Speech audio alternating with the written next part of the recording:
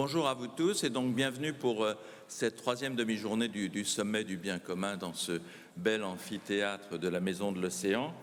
Et nous avons une petite surprise, comme on aime bien les faire au sommet du bien commun ce matin.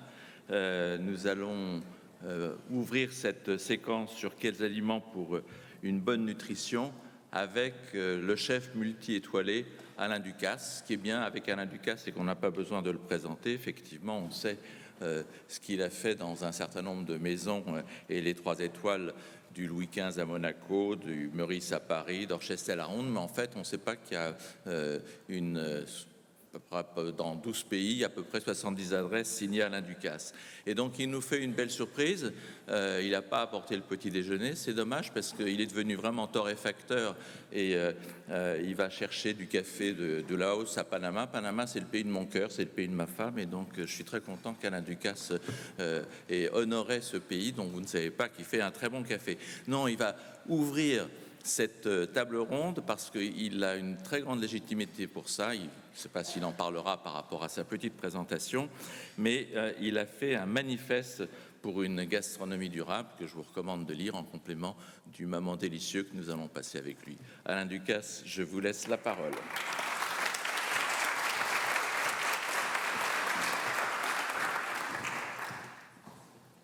Merci Vincent.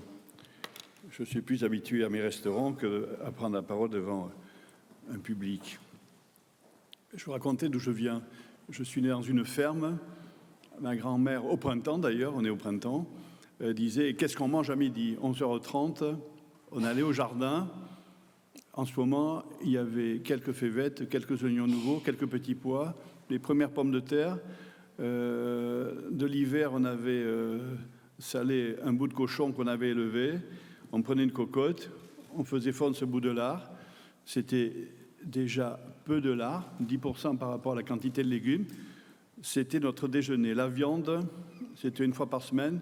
Je pense que c'était aussi une économie de moyens. Je pense que nous n'avions pas l'argent pour aller l'acheter 2 ou 3 fois par semaine. Donc ça, je ne sais pas exactement, mais je pense que la réalité, c'est ça. Donc on se nourrissait sur la terre qui nous portait.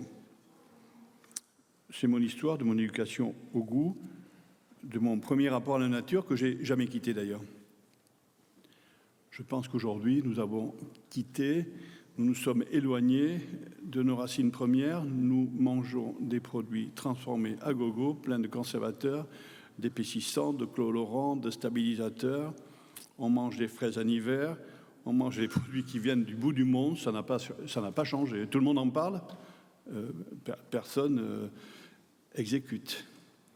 Il y a des efforts louables qui sont accomplis dans la restauration collective, c'est clair, il faut le reconnaître. Ce sont des efforts peu suivis d'effets, notamment dans les écoles. Il faudrait apprendre aux commissions de parents d'élèves qu'il n'est pas nécessaire de manger 2 ou 3 fois par semaine de la mauvaise protéine en trop grande quantité, ça reste au fond des assiettes. Les poulets viennent d'on ne sait où, toutefois ils ont un numéro d'agrément européen. On ne sait même pas si un jour ils ont vu la terre ferme. Peut-être sont-ils virtuels. Viennent-ils de Chine? On ne le sait pas. En tout cas, il me semble qu'on est loin du compte. Toutefois, dans mon domaine, dans la restauration, dans la haute gastronomie, c'est pas par cette vision de haute gastronomie qu'on peut essayer, nous, chefs, cuisiniers, restaurateurs, d'influencer. J'étais récemment à New York, chez Daniel Humm, à 11 Addison Park. C'est un restaurant que le Michelin a eu la bonne idée de classer au plus haut niveau, c'est-à-dire 3 étoiles. C'est un restaurant vegan. Et ça marche. Certes, New York, 18 millions d'habitants, on peut trouver le public qui va se nourrir de manière végane au plus haut niveau, avec un choix de vin au plus haut niveau. Ma foi, je suis séduit. C'est pour ça que je suis allé travailler. On a fait un dîner à 80 parce que cette notion de moins de protéines, plus de légumes, plus de céréales, moins de gras, moins de sel, moins de sucre, m'obsède depuis longtemps. D'ailleurs, en 1987, quand j'ouvre mon restaurant le Louis XV à Monaco, je fais un menu végétal. Tout le monde rigole. On vend 2 menus légumes par jour. Aujourd'hui, nous sommes à 30%. Ça a progressé de 1% par an. Il ne fallait pas lâcher. Finalement, ça a fini par marcher. Ce n'est pas nouveau. De la ferme où je suis né à mon restaurant, petit à petit, je dirais que ça fait tache d'huile d'olive. C'est-à-dire cette nourriture proche de la Méditerranée me séduit, elle me plaît, elle m'inspire. Et c'est de là, certainement, que je tire le meilleur enseignement de manger différemment des légumes, des céréales, moins de gras, moins de sel, moins de sucre, moins de protéines. C'est le credo que je répète sans arrêt. Le problème de l'alimentation, on mange trop de gras, de sel, de sucre, trop de protéines. Il faut manger moins, mais mieux, de meilleure qualité, moins de quantité, ça sera mieux pour la santé des individus que nous nourrissons. Évidemment, en conséquence, c'est mieux pour la planète. La cuisine, avant d'être bonne à manger, encore faut-il d'abord qu'elle soit bonne à penser. Bien sûr, cette mauvaise nourriture devient la cause essentielle de nos maladies. L'obésité, on le sait, c'est le sucre, c'est la drogue la plus disponible. Elle n'est pas chère en plus. On peut s'en procurer tous les jours, partout dans la rue. Et ça ne cesse. Hein. Tout le monde a pris conscience qu'il fallait manger différemment. Mais je vois proliférer des corners où on mange gras, mou, sucré. Encore aujourd'hui, hein, j'ai dans mon entourage un grand chef pâtissier. Le meilleur succès, c'est les cookies. Et plus il y a de sucre, de gras, et plus c'est mou, plus il y a le client. Et la queue se rallonge. Donc c'est aujourd'hui, c'est pas hier, c'est pas demain, c'est aujourd'hui. Donc la prise de conscience est là, mais c'est pour les autres en fait. On est d'accord, mais c'est d'abord aux autres de faire. Bien sûr, on devrait manger davantage de légumes, davantage de céréales.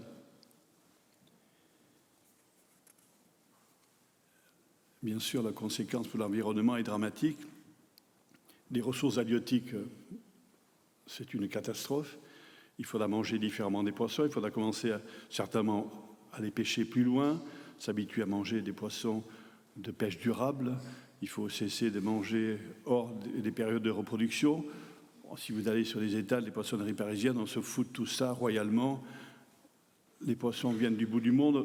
On a repoussé à quand l'élevage des poissons. Moi, je suis supporter de l'élevage des poissons, d'un élevage raisonnable, puisque de toute façon, nous importons plus de 50% des ressources de la mer.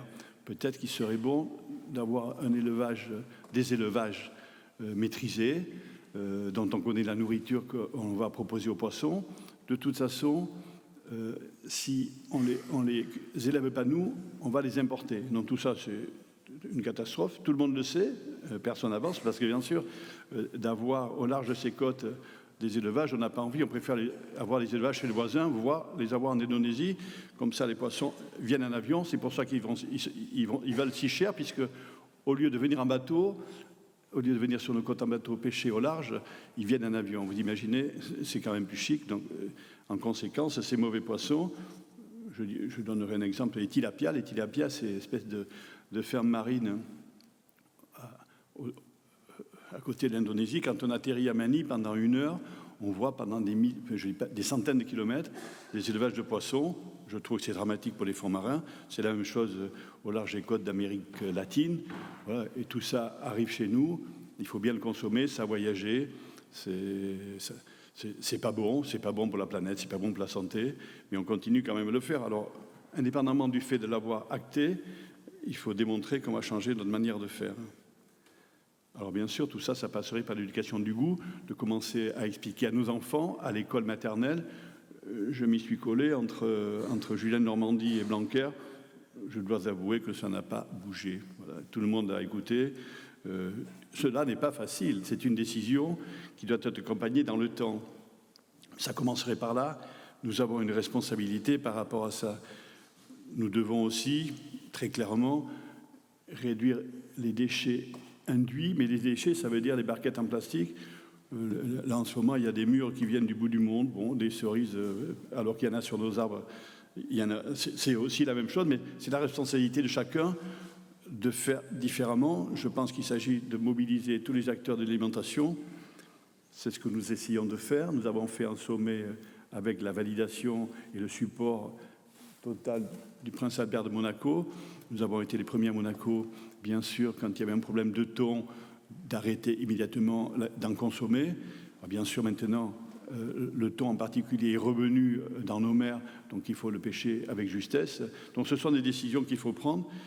Il faut définitivement se reconnecter avec la nature partout dans le monde. Quand je fais un restaurant, je ne vais pas décider de faire du bar de Noirmoutier au Japon. Cela n'a pas de sens. Je regarde ce que j'ai, ce dont je dispose, là où je suis. Je regarde ce que je sais faire avec. C'est ce que je fais en essayant, bien sûr, de séduire le consommateur de là où il se trouve. À Tokyo, au Japon, je nourris les Japonais. À Londres, je nourris des Anglais. À Las Vegas, je nourris des Américains. Donc, chaque fois, je préserve l'ADN de la cuisine française, toujours avec la même idée de moins de gras, moins de sel, moins de sucre, qui essaie de réorienter. Bien sûr que nous continuons aussi à faire dans les restaurants de tradition quelques rares cassoulets, quelques beaux escargots, mais tout ça pour préserver plutôt le patrimoine culinaire français, parfaitement identifié, et tout le reste, moins de gras, moins de sel, moins de sucre, moins de protéines. Je répète ça tous les jours à mes collaborateurs, une cuisine lisible, plus proche de la terre. D'où vient, où as-tu sélectionné ton produit? Je veux savoir qui est derrière le produit, comment il est arrivé. Est-ce qu'on a rémunéré à son juste prix le produit qui arrive dans nos cuisines? La réponse est oui. Donc il faut expliquer ça aux clients, il faut faire école. J'enseigne dans mes écoles, j'essaie d'abord, avant d'apprendre la technique culinaire, que le cuisinier soit un cuisinier citoyen. Là où il se trouve, j'ai une école à Meudon, nous avons 74 nationalités. Je veux que le cuisinier reparte avec l'idée, s'il veut une planète durable, il doit être un acteur concerné, d'abord dans le traitement de ses collaborateurs, dans le traitement des produits qu'il va sourcer, dans la manière de présenter aux clients. Je veux qu'il soit différent. Voilà ce que je prône, voilà ce que je fais quotidiennement. J'essaye de faire ma part. J'ai encore beaucoup de travail à faire, mais en tout cas, voilà la route que je me suis tracée. C'est comme ça que je continue à faire mon métier. Merci en tout cas de votre écoute. Et j'espère que vous en marquez.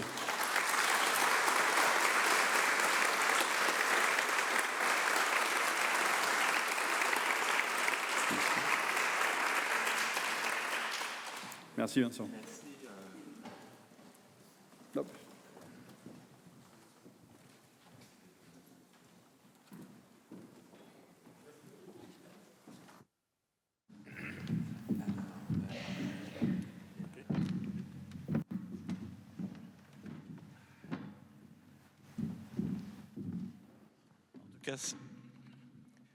C'est vraiment juste sympa, réconfortant de vous entendre, et on a passé un bon moment. Autour de moi, j'ai vraiment des profils très différents pour continuer cette conversation autour de quels aliments pour une bonne nutrition, puisque je suis entouré par vraiment des poids lourds du monde agroalimentaire. Pardonnez-moi. Thierry Blandinière, qui est le DG de InVivo, il pèse quand même 12 milliards de chiffre d'affaires. Jean-Philippe Puy, qui est le gérant d'Avril, lui, il ne pèse que 8 milliards. Et puis, il y a un petit pousset là-bas, Thibaut Millet-Tonnet, qui est le DG et cofondateur de Néopharm. Lui, il ne pèse que 120 tonnes, enfin pas lui en tout cas, mais sa nouvelle boîte dont il nous parlera tout à l'heure. Et donc, c'est des expériences très différentes. Peut-être juste l'un ou l'autre, est-ce que vous voulez réagir à cette introduction d'Alain Ducasse? Je pense qu'on souscrit tous, ou est-ce que vous avez un petit peu de réticence ici ou là, l'un et l'autre? Moi, je souscris à ce qu'a dit Alain Ducasse. Évidemment, on est tous pour une alimentation d'excellente qualité. Et après, j'avais un petit son qui revenait dans ma tête. Il y a un sondage qui est paru. C'est juste pour amener un débat, non pas contradictoire, mais quand on sonde les Français, et c'était en mars 2024, donc c'est récent, 82% des Français choisissent leur alimentation pour un prix bas. 72% choisissent leur alimentation avec une qualité qui ne correspond pas forcément à ce qu'ils aimeraient, parce qu'ils ne peuvent pas se le payer, et 42% de la population préfèrent réduire son alimentation, ou en tout cas estiment qu'ils ne mangent pas forcément à leur faim, ce qui est des chiffres hallucinants. Donc Bien sûr, et on parlera peut-être des cantines ou des restaurants collectifs plus tard, mais voilà, bien sûr, et je souscris à 100% à ce qu'a dit Alain Ducasse, et Mais pour c'est autant, bien, il y a la réalité qui c'est bien de rappeler cette perspective. Thierry, un mot par rapport à ça? Euh, Juste un mot, merci pour la présentation, mais je trouve que c'est super d'écouter les grands chefs parler alimentation parce qu'effectivement, ça permet de fixer le cap. Voilà, ça donne du sens, la direction. Après, la réalité du terrain, tu l'as dit Jean-Philippe, c'est comment produire plus et mieux et à un prix compétitif aussi pour pouvoir nourrir 10 milliards d'habitants sur la planète demain. Peut-être qu'on sera un peu moins nombreux parce que les chiffres changent tout le temps, mais enfin, il y aura beaucoup de monde. Et de raisonner aussi à l'échelle internationale et de voir aussi qu'il y a certains pays qui n'ont pas beaucoup de pouvoir d'achat. Et donc, nous, notre responsabilité dans l'agriculture et la chaîne alimentaire française, c'est aussi d'exporter des produits pour pouvoir adresser ces marchés à l'international, en Afrique notamment, et de pouvoir leur proposer des produits de qualité à un prix compétitif. Donc c'est ça notre mission aussi, en plus de nourrir bien sûr les Français, mais voilà. Soyons pas trop nationalistes. Bon. On y reviendra. Thibault, un mot par rapport à ce qui est justement votre expérience à vous, et ça a dû résonner. Oui, moi, il y a surtout un sujet qui m'a marqué, c'est ce dont a parlé Alain, c'est les contradictions qu'on affronte sur ces sujets d'alimentation dans nos sociétés. On va avoir, tout le monde a envie de manger sain. Tout le monde a commencé à prendre conscience que bien se nourrir, ça a des gros enjeux sur la santé, etc. Mais c'est le prix qui va toujours être le premier facteur de choix dans les consommations. Et je pense que ça, c'est des sujets assez profonds qu'on doit aborder et qu'on doit résoudre pour avoir un plan d'alimentation plus sain dans nos sociétés. Si les gens veulent se nourrir moins cher mais mieux, s'ils disent qu'ils n'ont pas assez pour se nourrir, mais quand on regarde les chiffres, on voit que les gens consomment environ 20 à 30% de calories en trop chaque jour, qu'on a des produits ultra transformés alors qu'il y a des produits frais qui sont moins chers et disponibles.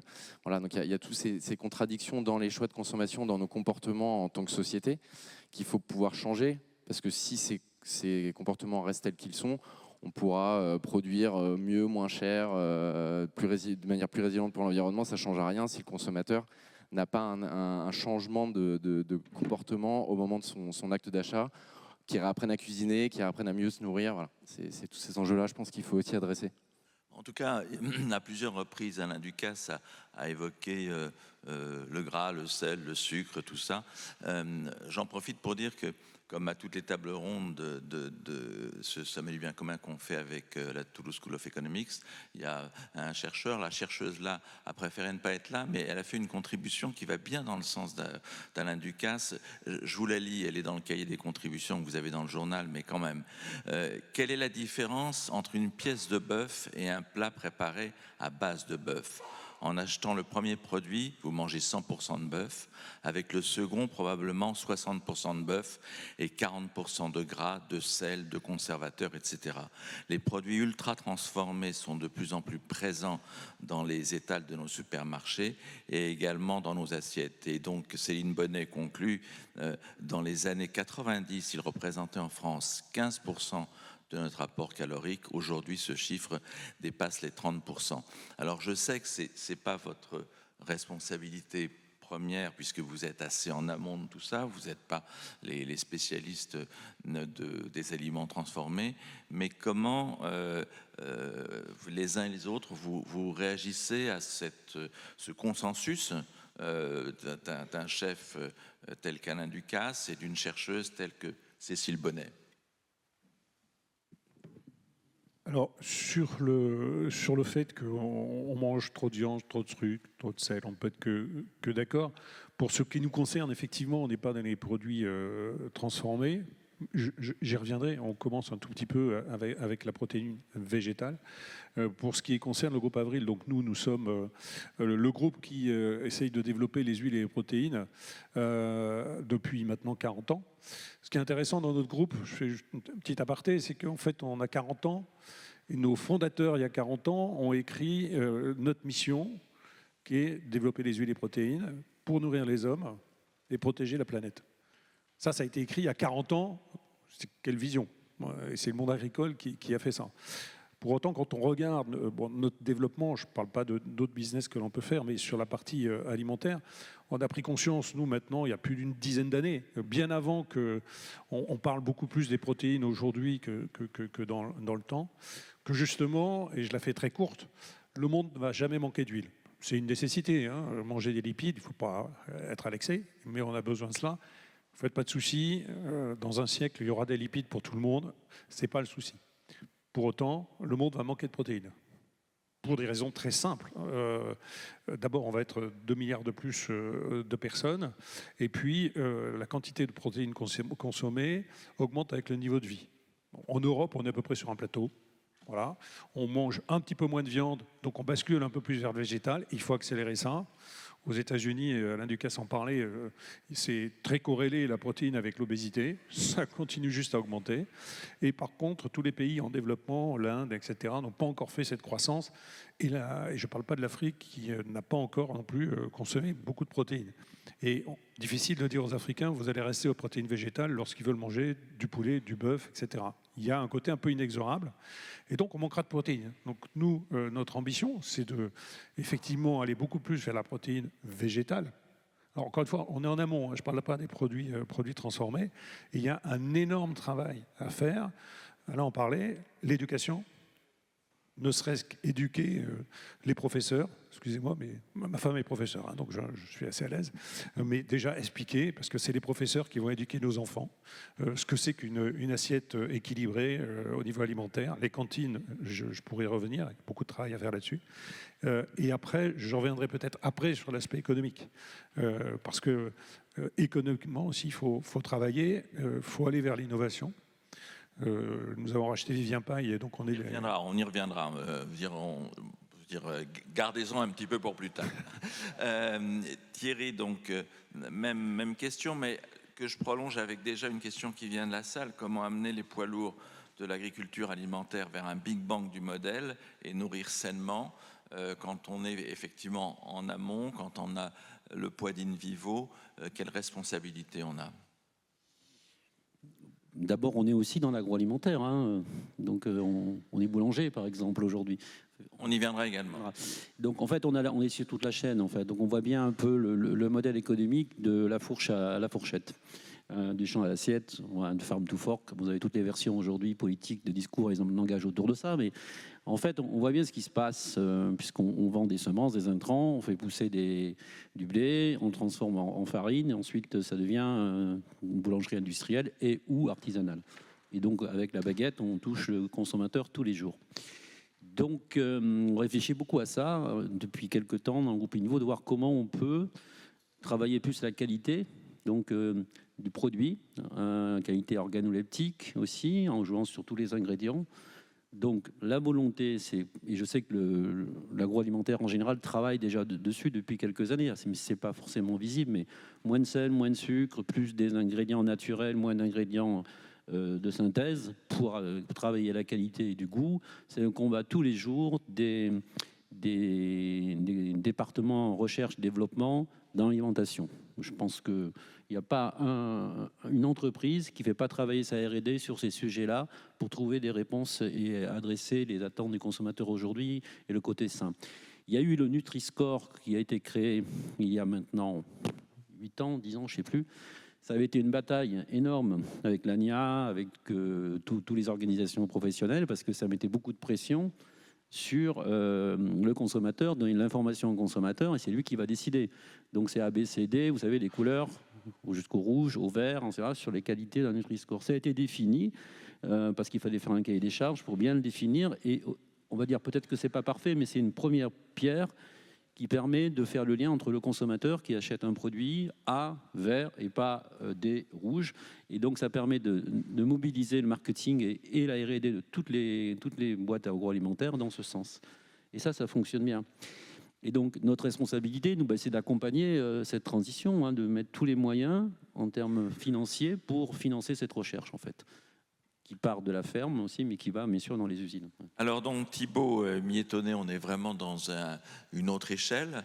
Quelle est votre réponse effectivement à ces attentes d'une bonne nutrition et j'en profite pour vous dire que dans la présentation de votre modèle, ayez en tête cette question qui nous est arrivée de la salle d'un participant qui dit constater malheureusement une désaffection de plus en plus forte des marchés qui sont des lieux pour s'éduquer à la saisonnalité et être en contact avec les producteurs locaux. Et là, on est très proche de ce que vous avez comme ambition de réaliser. Oui, alors effectivement, on l'a passé sur une autre échelle. En fait, chez Nofarm, on est des producteurs. Donc on s'est attaqué sur ce sujet-là avec une mission assez simple, c'est de pouvoir donner accès au plus grand nombre à des légumes sains, bio, locaux. Et en fait, contrairement à ce qu'on peut penser, c'est de plus en plus compliqué à l'échelle nationale. En France, on a un fruit et légumes sur 2 consommés qui est importé. C'est quand même une vraie problématique quand on considère la force agricole française. La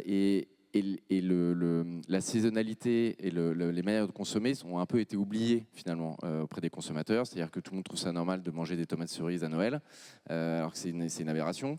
Et puis même quand on regarde la production en France, on voit qu'on a une production très hors sol, et c'est même pas une expression. On a 3/4 des légumes produits en France qui sont faits hors sol. Ça, les gens ne savent pas. 90% des tomates sont faites hors sol.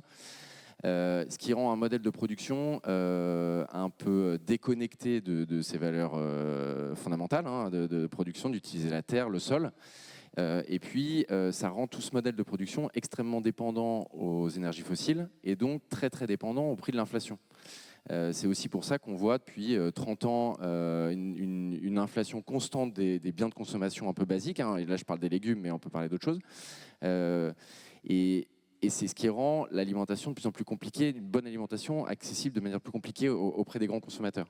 Et donc chez Neofarm, on a inventé une technologie qui permet de déployer à grande échelle de la production de légumes bio au plus près des consommateurs, pour répondre à cet enjeu et à cette demande de se nourrir localement en fonction des saisons avec des produits sains et bio. Et ça, c'est une vraie demande qui aujourd'hui est compliquée à répondre. Je parle même aussi, si on regarde la restauration collective, toutes les lois Egalim, on en a beaucoup parlé ces derniers mois en disant que ce n'était pas respecté, etc. La réalité, c'est que c'est très compliqué à respecter. Parce que se nourrir en légumes bio français à prix abordable, en fait, c'est très, très, très compliqué. Et comme on l'a dit juste avant, c'est le portefeuille qui décide. Et que quand on voit 2 tomates et quand il y a 30% d'écart de prix, on prend celle qui est moins chère. Voilà. Alors qu'en fait, si on réfléchit bien, déjà, si on se concentre un peu et qu'on revoit nos modèles de production, on peut produire en France moins cher en plus grand nombre. On n'est pas obligé de toujours importer. C'est le premier point. Et deuxième point, quand les gens vont prendre conscience que bien se nourrir, ce n'est pas juste pour se faire du bien une journée ou que c'est un petit moment de luxe. Voilà, c'est que les gens vont comprendre que c'est un enjeu pour leur santé, pour leur avenir et aussi pour l'environnement. Parce qu'on en parlait tout à l'heure, il y a le Nutri-Score, mais il y a aussi le Planet Score, et d'avoir quel est l'impact de ce que je mange sur mon environnement. Parce que si l'environnement est détruit, il n'y aura plus rien qui poussera.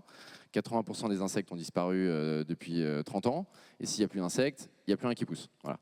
Donc ça aussi, c'est un enjeu, et que dans l'acte de consommation, on pourrait avoir, ok, je mange 2 saisons, je mange bio si possible, ou en tout cas sain, local, raisonné, parce qu'il ne faut pas opposer les agricultures non plus, pour prendre soin de ma santé et prendre soin de mon environnement. Et quand la masse des consommateurs a compris que s'alimenter, c'est aussi un acte militant, environnemental et de santé, je pense qu'on aura fait un grand pas, et ça passera par l'éducation, par plein de choses, parce qu'on en est encore très loin. Alors, dans l'idéologie de la nutrition, tout le monde semble être d'accord pour l'idée qu'il faut moins de protéines animales, plus de protéines végétales. Je ne devrais pas parler d'idéologie d'ailleurs, c'est plus effectivement des études. Dans le manifeste d'ailleurs pour une gastronomie durable, Alain Ducasse dit très précisément: nous souhaitons nous orienter vers une nourriture plus végétale. J'imagine que vous souscrivez à ça, puisque c'est une forme de consensus. Quand on a dans son groupe Avril, donc Jean-Philippe Puig, peut-être le premier fournisseur d'alimentation pour les animaux, comment on vit cette évolution un peu inéluctable ? Alors oui, c'est une évolution, on pourrait dire c'est un petit peu complexe à lire, puisque Avril, nous sommes numéro 1 dans la nutrition animale, et pourtant, finalement, on prône de plus en plus de végétal. Simplement parce qu'il faut répondre aux besoins du consommateur. Premier point. Donc ça, qu'il soit en France, même si il y a moins de consommation de viande de bœuf, parce qu'on passe de la viande du bœuf au poulet, globalement, la consommation de protéines base animale, elle baisse un peu, mais pas tant que ça aujourd'hui. Voilà. Et il ne faut pas oublier que la France est exportatrice aussi, et c'est une nécessité pour nourrir la planète. Il y a 2 milliards de personnes qui arrivent jusqu'en 2064. Il va falloir les nourrir. Donc, on peut avoir d'autres débats sur la baisse de la croissance, et à un moment donné, si on garde en tête qu'on va baisser notre production, on va avoir d'autres sujets à résoudre, l'immigration et autres, puisque les gens viendront là où il y a des terres cultivables et là où ils vont pouvoir se nourrir. On le voit déjà. Donc nous, sur la protéine, on est sur les 2 tableaux. Il faut effectivement aller vers de la protéine végétale pour les animaux en optimisant, c'est-à-dire moins pour les bovins, d'émanation de carbone, etc. Et on essaye de décarboner le plus possible, mais on pousse le plus possible la protéine végétale, raison pour laquelle on a acheté une société qui s'appelle Vivien Paille. On est les leaders français des légumineuses. Les lentilles, le pois, les pois chiches, etc.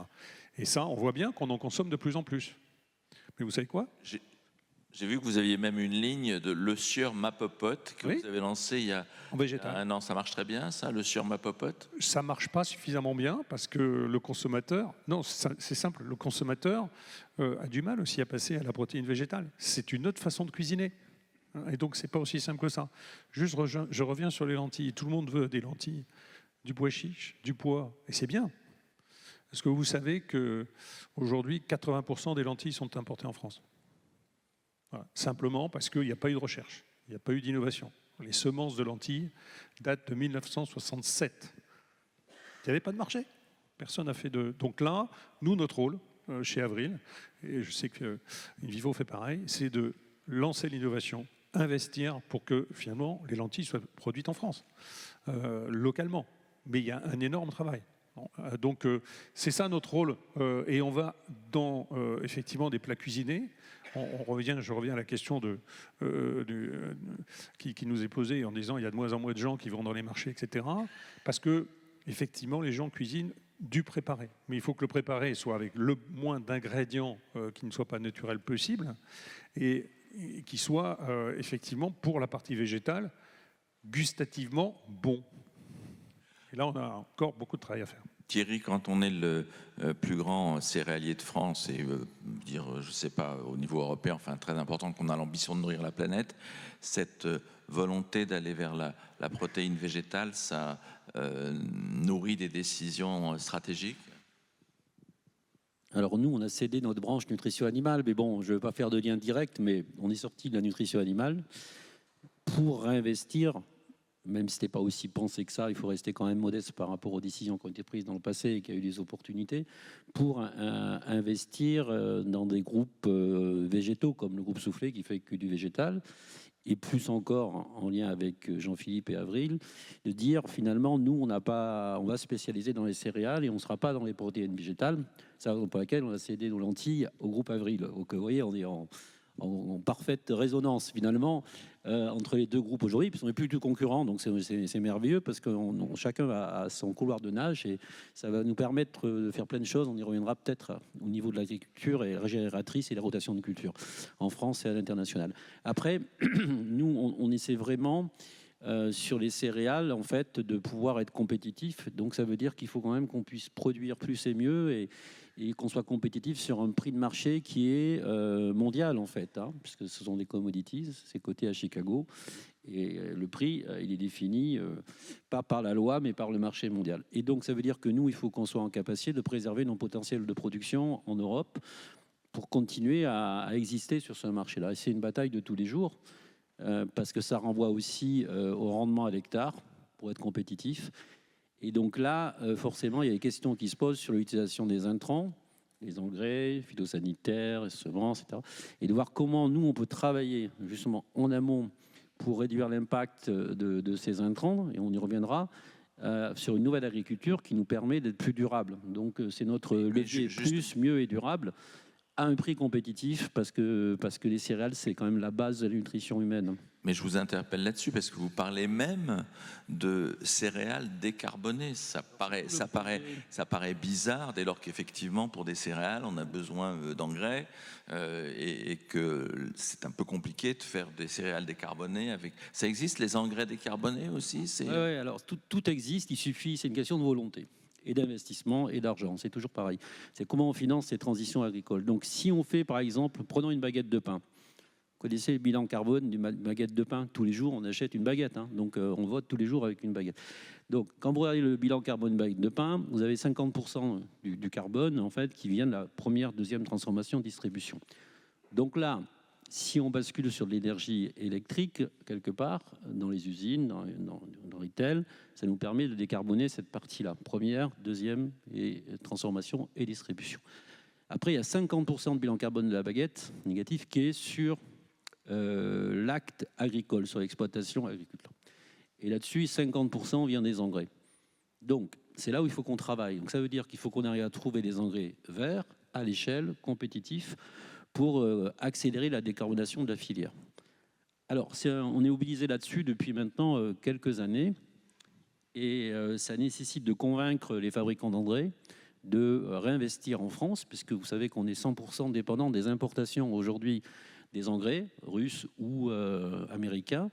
Quand on parle de souveraineté alimentaire, on a oublié quand même que sans engrais, il n'y a pas de céréales et que du coup, on est complètement dépendant des importations aujourd'hui. Donc, peut-être qu'on pourrait, c'est notre idée, relocaliser cette production d'engrais en France avec des partenaires qui sont très, très puissants sur ce métier, mais sur une nouvelle technologie, pas à base de gaz ni de pétrole, mais à base d'électricité ou d'hydrogène.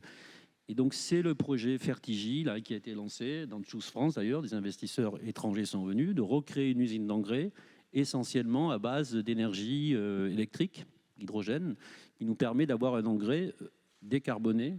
Et donc, après, une fois qu'on a mis l'engrais décarboné, forcément, il y a de l'azote et il y a effectivement aussi un travail qui est fait sur comment en produire, enfin, à l'utiliser le minimum quelque part. C'est important aussi pour ne pas avoir trop d'externalités quand même sur tout ce qui est émission d'azote sur le terrain.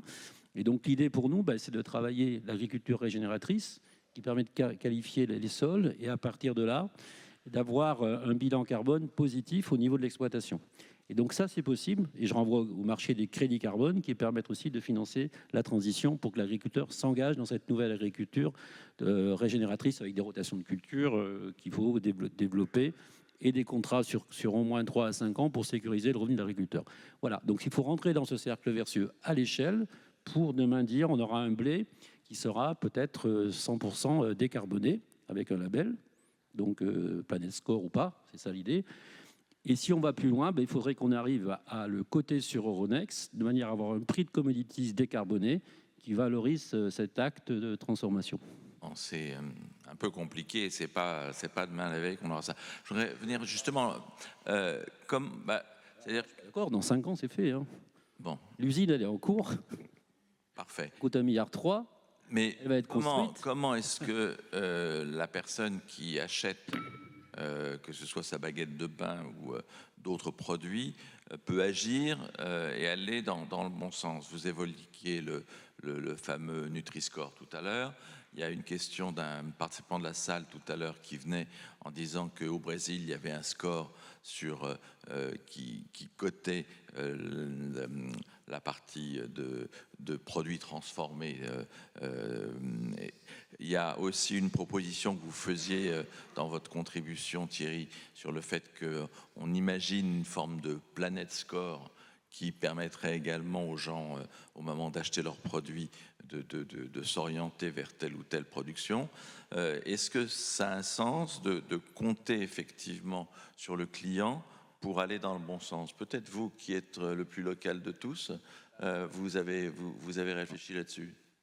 C'est une bonne question. En fait, je vais rebondir sur ce que disait Thierry. On va avoir 2 baguettes. Une baguette bas carbone et une baguette normale. Bon, elle a exactement le même goût. Pour le consommateur, ça ne change rien. On peut rentrer dans le débat des nutriments, etc. Mais bon, on ne sait pas trop encore si l'agriculture régénérative donne plus de nutriments. Mais globalement, pour le consommateur, ça ne peut être qu'un acte militant. Il n'y a pas d'autre solution. Ou alors, elle est au même prix. Voilà. Et donc, qui va payer derrière? Aujourd'hui, est-ce que ça doit être le producteur? Je pense que tout le monde est d'accord qu'il faut arrêter de tirer sur le producteur. Ils ont déjà des marges très faibles et donc, ce n'est pas eux de prendre ce risque-là. Et donc, il faut trouver d'autres façons de faire. Mais moi, j'ai plutôt une autre approche, c'est de dire, OK, une baguette bas carbone, c'est bien pour l'environnement. Mais ce qu'il faut, c'est plutôt que l'acte de consommation, d'alimentation de nous, d'une société, change fondamentalement et que dans notre acte d'achat, on va se dire « Ok, je veux que ça protège l'environnement et je veux que ça protège ma santé ». Et quand les gens ont compris ça, de pourquoi, d'où vient leur nourriture, comment elle a été faite, donc ça passe par de la transparence, des Nutri-Score, des Planet Score, si tant est qu'ils soient bien transparents et qu'il n'y ait pas trop de lobbying derrière et tout, parce que c'est toujours l'enjeu de ces labels-là. Voilà, il y a des énormes enjeux économiques dans toute l'agroalimentaire, donc c'est pas toujours parfait, mais ça a le mérite d'être là en tout cas. Et pour moi, tout résidera dans l'acte de consommation qui doit évoluer par plein de façons. C'est le consommateur qui décidera. Voilà, on l'a dit juste avant, on doit répondre à ce qu'attend le consommateur. Si le consommateur n'exige pas des produits sains, quitte à ce qu'ils soient un petit peu plus chers, mais qui comprennent pourquoi, qui recommencent à cuisiner, qui comprennent l'intérêt de bien se nourrir, on ne se rend pas compte. En France, 20% des adolescents sont obèses. C'est 30% aux États-Unis. Bon, comme vous le savez, les États-Unis, on est toujours 10 ans derrière, donc on peut se dire à peu près que si on ne change rien, on est à 30%. Le diabète coûte 40 milliards d'euros à la Sécu. On prévoit que ça va coûter 100 milliards d'ici 10 à 15 ans. Voilà. Et ça, les gens ne se rendent pas forcément compte que mal se nourrir, c'est pas juste faire 2-3 économies sur son panier moyen aujourd'hui, ça va avoir des répercussions énormes, ça va baisser le niveau de vie. C'est intéressant de se dire qu'aujourd'hui, même dans nos sociétés aujourd'hui, mais dans le monde entier, le premier facteur de richesse, c'est manger de la viande. C'est une problématique, c'est un fait de société, puisqu'en soi, il n'y a pas besoin, il y a plein de protéines dans plein d'autres choses. Alors heureusement, les choses sont en train de changer, mais voilà, donc on a un vrai enjeu là-dessus. Et pour finir sur ce changement des comportements, il y a un exemple que j'aime bien, qui n'a rien à voir avec l'alimentation, mais finalement assez lié. Je crois que c'est Édouard Leclerc, mais je ne suis pas sûr. En tout cas, l'expansion de la grande distribution, ils avaient un problématique les hommes n'aimaient pas utiliser les caddies. Parce que c'était trop, ils avaient l'impression de tirer une poussette. Bon, voilà, c'était dans les années 60, c'était une autre société. Et donc, qu'est-ce qu'ils ont fait pour pousser les hommes à rentrer dans leur magasin et consommer? Ils ont engagé des figurants. Voilà. Des gens qui étaient beaux, gentils, sympas, des hommes qui poussaient des caddies, ils faisaient des fausses courses toute la journée. Et donc, en fait, les comportements, ça s'influence, on va dire. Et je pense que collégialement, on peut aussi réexpliquer qu'il faut recommencer à cuisiner, que quand on consomme, il faut se dire attention, est-ce que c'est bon pour moi? C'est pas juste que c'est pas cher ou que c'est bon ou que ça va me prendre 2 minutes au micro-ondes plutôt que 20 minutes de cuisine. Voilà. Donc c'est tous ces enjeux-là. Et ensuite, les producteurs, tout le monde est là, tout le monde a envie de bien faire, mais finalement, s'il n'y a pas un marché en face, c'est compliqué, quoi. Enfin, je pense pas que Jean-Philippe Puig va engager des figurants pour acheter le sieur ma popote. Donc, vous nous disiez, Jean-Philippe, précisément, n'oublions pas les sondages, que le prix a son importance. C'est une question d'un participant, quel est le rôle des prix bas dans l'alimentation? Au-delà du sondage que vous avez évoqué tout à l'heure, qu'est-ce que ça vous pousse à faire comme choix industriel, cette prééminence des prix bas? On n'a pas tellement le choix. Nous, on répond aux consommateurs. Et donc, les sondages sont têtus, même si on aimerait que le consommateur agisse un petit peu différemment. Ce que nous, il faut que l'on fasse, c'est effectivement travailler sur l'éducation. Je ne reviens pas sur ce que j'ai évoqué au niveau de l'éducation. Je pense qu'il faut qu'on trouve les arguments. L'argument climatique, aujourd'hui, n'est pas suffisant pour que le consommateur change son comportement. C'est factuel, ce que je dis là, puisque tout le monde est conscient qu'il y a un problème de climat. Pour autant, quand on regarde ce qui sort d'un caddie, c'est d'abord le porte-monnaie. Je pense qu'il y a d'autres arguments qu'il faut que l'on pousse et qu'on ait le courage de pousser. Je pense que l'argument santé n'est pas suffisamment poussé. L'alimentation, c'est la santé. Et donc, quelle influence on peut avoir dans son alimentation sur sa santé? Ce n'est pas instaurer un langage de la peur. Mais à un moment donné, je pense que celui-ci pourrait être plus fort que le langage climatique. Voilà. Deuxième point, c'est qu'il faut avoir le courage. Et je pense que nous, je me mets dedans, et les politiques, n'ont pas forcément de courage de la vérité. Pas facile à dire à un consommateur, écoutez, on va passer toutes les cantines en bio. J'ai jamais entendu un politique qui dire, ça va vous coûter 20% plus cher. J'ai jamais entendu ça. Tout le monde passe des cantines en bio, tout le monde est d'accord. Il a dit que le ticket de la cantine... Et ça va faire beaucoup plus d'importations, hein, parce qu'il faut savoir qu'effectivement, l'essentiel des légumes bio est importé. Hein. Oui, donc, avant que effectivement Thibault change cet équilibre-là. On peut très bien produire plus bio en France. Hein, c'est pas on a une très très grande technique agricole. On a la première puissance agricole européenne. On sait faire. Hein, c'est pas du tout un problème. Et il faut juste un peu d'innovation et un peu d'investissement.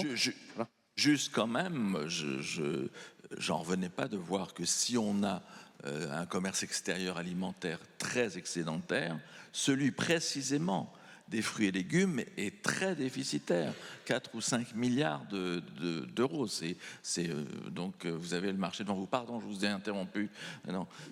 Non, je vous en prie, mais l'importation, maximum d'importation, c'est pas du tout le bio. Je pense qu'on produit beaucoup mieux en France grâce à tout ce que l'on fait, le bio, mais aussi d'autres choses. Et on reviendra sur les politiques françaises européennes. Mais quelque part, l'importation, c'est, je parlais tout à l'heure des légumes secs, on pourrait parler même de la viande. 40% de nos poulets sont importés, plus de 40% du porc est importé, etc. Donc, pas forcément de très loin. Il peut venir du Brésil, mais il vient surtout des produits limitrophes. Vous allez acheter du lait. Aujourd'hui, le lait, il est importé de la Belgique, de l'Allemagne, de la Pologne, etc. Donc le poulet de l'Ukraine. Voilà. Donc il y a un langage de vérité, je pense qu'il faut dire. Et on est responsable. Il faut aussi que nous, on communique mieux là-dessus. Et il faut qu'on arrive à convaincre, le consommateur qu'il y a un acte citoyen. Mais pour ça, je pense que le climat ne suffit pas. Il faut lier climat-santé. Thierry, vous avez pris tout à l'heure l'exemple effectivement de la baguette de pain. C'est pas tout à fait un hasard puisque tout le monde ne le sait pas, mais vous avez une grosse diversification dans toute la chaîne puisque vous avez racheté les boulangeries Louise, qui sont ces boulangeries de rond-point qui fonctionnent très bien partout en France. Quand on a justement ce souci de diversification vers l'aval, comment on peut le lier avec ce souci de bonne nutrition? Je pense que vous vendez ces fameux cookies dont nous parlait Alain Ducasse également. Donc c'est un non-sens de ne pas mettre des cookies dans une boulangerie. Comment est-ce qu'on règle ce décalage entre ce qui serait bien de faire et ce qu'il est bon de faire pour le compte d'exploitation? On essaye de dire qu'il ne faut pas se mettre une pression inconsidérée sur les transitions parce que on ne peut pas passer comme ça du noir au blanc. Il va falloir passer par du gris. Il va falloir s'engager dans des modifications progressives. Donc le mot transition est idéal pour ça, pour l'agriculture, mais aussi pour l'agroalimentaire. La transition, ça passe par des initiatives de start-up, effectivement, qui vont tout de suite, qui en mode agile, pouvoir adresser le marché. Et c'est très bien, ça permet aussi d'éclairer le futur. Après, le gros de l'agroalimentaire, c'est une masse énorme à bouger, énorme. Et donc, transformer des outils industriels, ça coûte des milliards d'euros. Et donc, changer les recettes, ça coûte beaucoup d'argent. Changer les packaging, ça coûte beaucoup d'argent.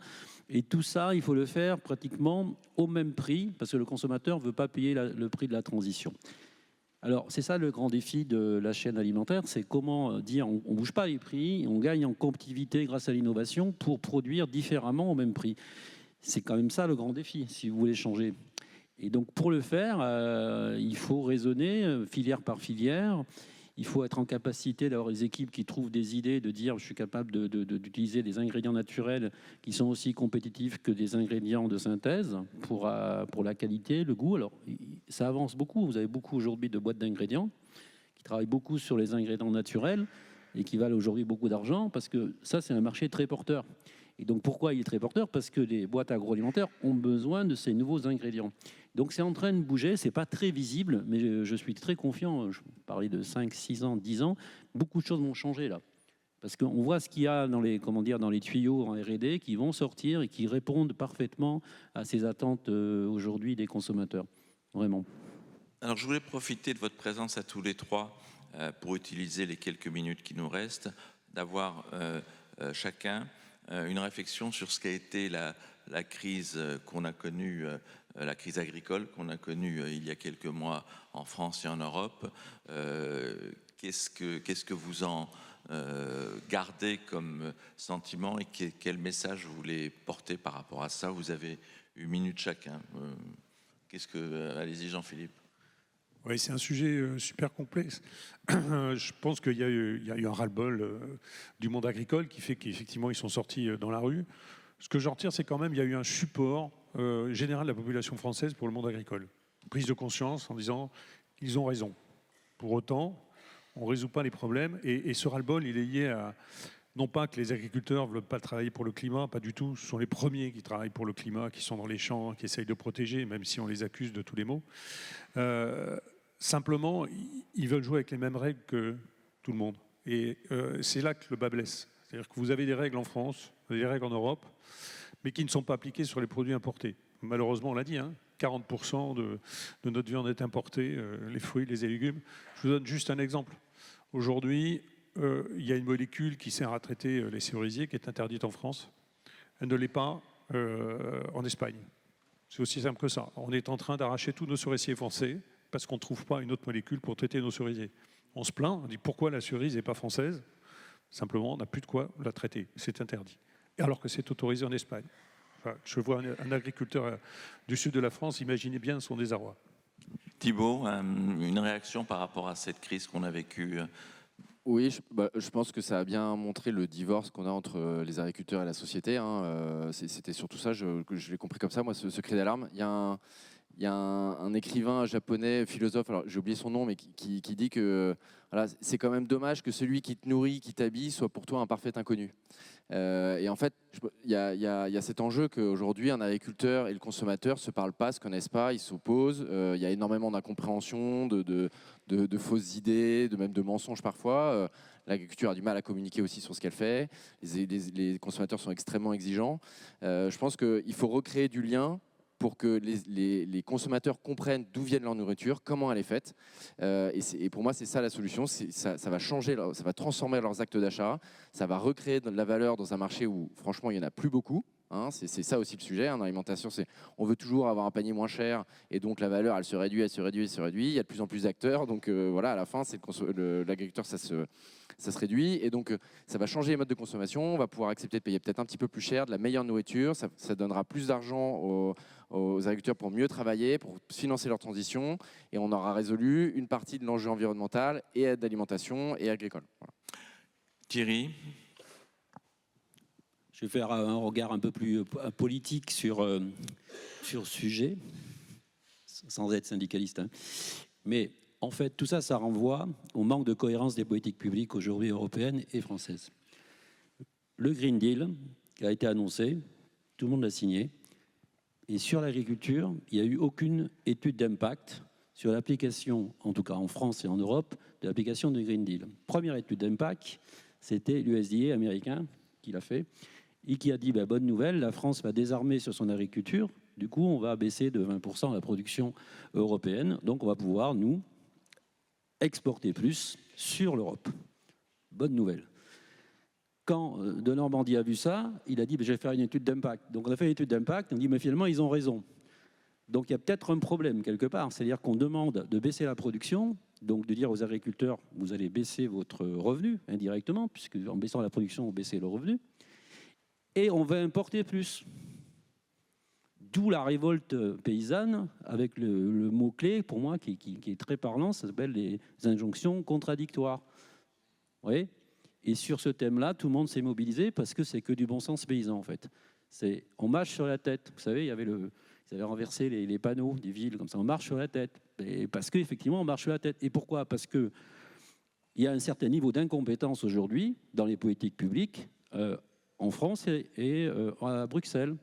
Donc, il faut remettre des compétences au bon endroit. Il n'y a pas que les entreprises. C'est pas mal comme slogan, hein, le bon sens paysan à Bruxelles. Hein, c'est en tout cas, on a commencé en tout cas cette session avec le bon sens d'Alain Ducasse. Merci à lui, merci à vous trois pour cette heure qu'on a passée ensemble.